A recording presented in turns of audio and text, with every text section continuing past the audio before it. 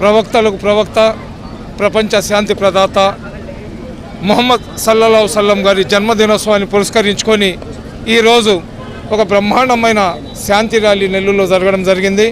అదేవిధంగా ముహమ్మద్ ప్రవక్త గారు రహమతుల్ ముస్లిమీన్ కాదు, రెహమతుల్ ఆలమీన్ అంటే విశ్వంలో ఉన్న ప్రతి ఒక్కరి మీద దయ చూపించి వాళ్ళ మంచి కోరే మహోన్నతమైన వ్యక్తి. కాబట్టి ఈరోజు ఈ ప్రపంచంలో ఉన్న ప్రతి ఒక్కరు కూడా ముహమ్మద్ ప్రవక్త యొక్క నడవడికను, అతను చూపించిన శాంతి మార్గాన్ని, అతను ఏదైతే విప్లవాత్మకమైన మార్పులు సమాజంలో తీసుకుని వచ్చినారో, వితంతువులను దరి చేర్చుకోవడం, అనాథులను ఆదుకోవడం, అవిటి వాళ్ళు అనారోగ్యంతో బాధపడుతున్న వ్యక్తులు ఎవరైతే ఉన్నారో వాళ్ళకు సహకారం అందించడం, అదేవిధంగా మద్యపాన నిషేధం, వడ్డీని హరాం చేయడం, అదేవిధంగా ఎవరైతే మహిళలు ఉన్నారో వాళ్ళకు హక్కు కల్పించడం, ఫిత్రా జకాత్ లాంటి ఎన్నో సంస్కరణలు తీసుకుని వచ్చినారు. కాబట్టి ప్రళయం దాకా ఈ సంస్కరణను ఎవరు కూడా మార్చలేరు.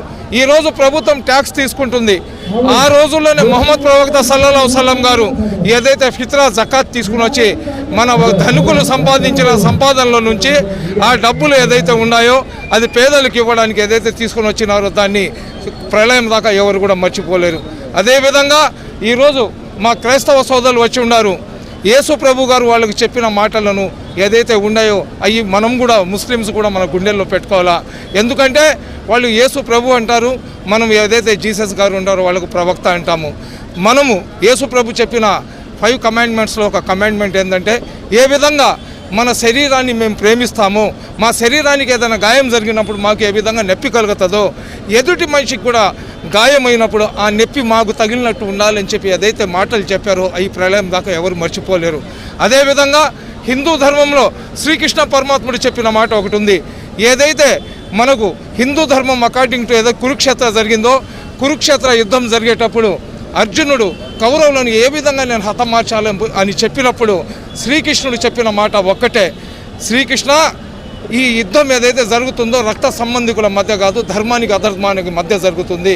అధర్మం వైపు రక్త సంబంధికులు ఉన్నా కానీ వాళ్ళని సంహరించాలని చెప్పి ఈ భారతదేశంలో ముస్లింలు, క్రైస్తవులు, హిందువులు అందరూ అన్నతమ్ములాగా కలిసిమెలిసి జీవిస్తున్నామంటే ఈ భూమాత ఏదైతే భారతదేశ ఈ భరతమాత ఈ గడ్డ ఏదైతే ఉందో ఇక్కడ ఉన్న నీళ్ళు ఏంటంటే మనిషిలో కరుణ, కృప, ఆప్యాయత, ప్రేమ అనురాగాలను పెంపొందించే ఈ తల్లి వడి అన్నమాట. ఇక్కడ ఎవరు వచ్చినా కానీ ప్రేమ అనురాగాలతోనే జీవిస్తారు. ఎందుకంటే ఇక్కడ ఒక కులం ఉండదు. ఇక్కడ క్రైస్తవులు ఉన్నారు, ముస్లింలు ఉన్నారు, హిందువులు ఉన్నారు, దళితులు ఉన్నారు, బౌద్ధులు ఉన్నారు, జైన్లు ఉన్నారు, రకరకాల కులస్తులు ఉన్నారు. వీళ్ళందరినీ కూడా తమ బిడ్డల్లాగా చూసే ఈ భరతమాత. కాబట్టి ఇక్కడ భారతదేశంలో మేమందరం కూడా సస్యశ్యామలంగా జీవిస్తున్నాము. ఏదైతే ముహమ్మద్ ప్రవక్త ప్రపంచానికి శాంతి మార్గం చూపించినారో ఆ శాంతి మార్గంలో ప్రతి ఒక్కరు నడవాలని ఇంత ఘనమైన కార్యక్రమం చేయడానికి, అదేవిధంగా ఇంతమంది పాస్టర్లను అందరినీ పిలవడానికి ముందు నిలబడి నేను ఈసారి సర్వమత సమానత్వం అంటారు, దాన్ని వేదిక ఎలాగుండాలో చూపిస్తానని చెప్పి మా హాజీ అబ్దుల్ అజీజ్ గారు, రాష్ట్ర వక్ఫ్ చైర్మన్ గారు, అదేవిధంగా తాలిమే హునర్ ప్రదాత, అతను పడిన కష్టం నిజంగా ఈరోజు మా కళ్ళ ముందర ఒక మూర్తిలాగా కనబడుతుంది. కాబట్టి నిజంగా అజీజ్ గారికి కూడా నేను ధన్యవాదాలు తెలియజేసుకుంటున్నా. ఇక్కడ వచ్చిన ప్రతి ఒక్కరి మీద అల్లా యొక్క కరుణా కృప ఉండాలని, ఈ భారతదేశంలో ఉన్న ప్రతి ఒక్కరు సుఖ సంతోషాలతో వదిలాలని, మా భారతదేశం ప్రపంచంలో అగ్ర దేశంగా నిలబడాలని అల్లా దగ్గర దువా చేసుకుంటూ సెలవు తీసుకుంటాం. మీరు చూస్తున్నది time line Telugu digital network. సమాజం కోసం సరికొత్త ఆలోచన.